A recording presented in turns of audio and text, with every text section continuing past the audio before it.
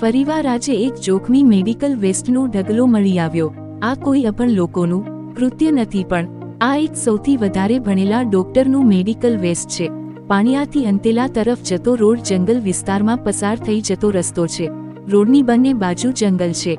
આ રોડની આજુબાજુ ઘણીવાર અનેકવાર અંગ્રેજી દારૂની ખાલી બોટલોનો ઢગલો પણ મળી આવ્યો છે।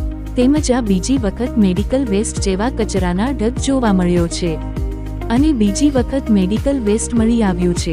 ગામલોકોનો આક્રોશ છે કે ક્યારે આ બધું બંધ થશે અને ક્યારે તંત્ર દ્વારા આવા અસામાજિક તત્વોને પકડવામાં આવશે। દાહોદ જિલ્લાના લીમખેડા તાલુકાના પાણિયા ગામ નજીક ફરી એકવાર જંગલ વિસ્તારમાં જોખમી મેડિકલ વેસ્ટ મળતા હડકંપ મચી ગયો છે। આ દ્રશ્યો ધ્યાનથી જુઓ। આ કોઈ સામાન્ય કચરો નથી, આ છે એક મેડિકલ વેસ્ટ ઇન્જેક્શન, દવાની બોટલો, ગોળીઓના કવર, જે દાહોદ જિલ્લાના લીમખેડા તાલુકાના પાણિયા ગામ નજીક ખુલ્લા જંગલમાં ફેંકવામાં આવ્યો છે।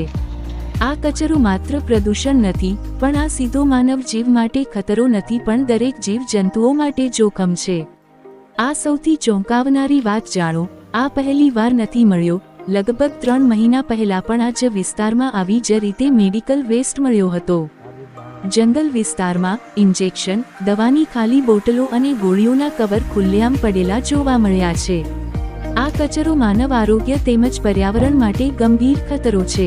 ઉલ્લેખનીય છે કે લગભગ 3 મહિના પહેલા પણ આ જ વિસ્તારમાં આવી જ રીતે મેડિકલ વેસ્ટ મળ્યો હતો। ત્યારે આરોગ્ય વિભાગે તપાસની ખાતરી આપી હતી, પરંતુ આજ દિન સુધી કોઈ જવાબદાર સામે કડક કાર્યવાહી કરાઈ નથી। હવે ફરી બીજી વખત આ ઘટના સામે આવતા ગંભીર સવાલો ઊભા થયા છે કે શું અગાઉની તપાસ દબાવી દેવામાં આવી હતી, કે શું બોગસ ડોક્ટરો અથવા મેડિકલ કચરા માફિયાને બચાવવામાં આવી રહ્યા છે। આ સાથે સ્થાનિક લોકોમાં ભારે રોષ જોવા મળી રહ્યો છે અને ગાંધીનગરથી ઉચ્ચસ્તરીય આરોગ્ય ટીમ દ્વારા દાહોદ જિલ્લામાં નિષ્પક્ષ તપાસ કરવાની માંગ ઉઠી રહી છે। હવે જોવાનું એ રહ્યું કે આરોગ્ય વિભાગ સાચી કાર્યવાહી કરે છે કે કેમ તે જોવાનું રહ્યું છે। રિપોર્ટ ગોવિંદભાઈ પટેલ સાથે ગોરધનભાઈ પટેલ, દાહોદ।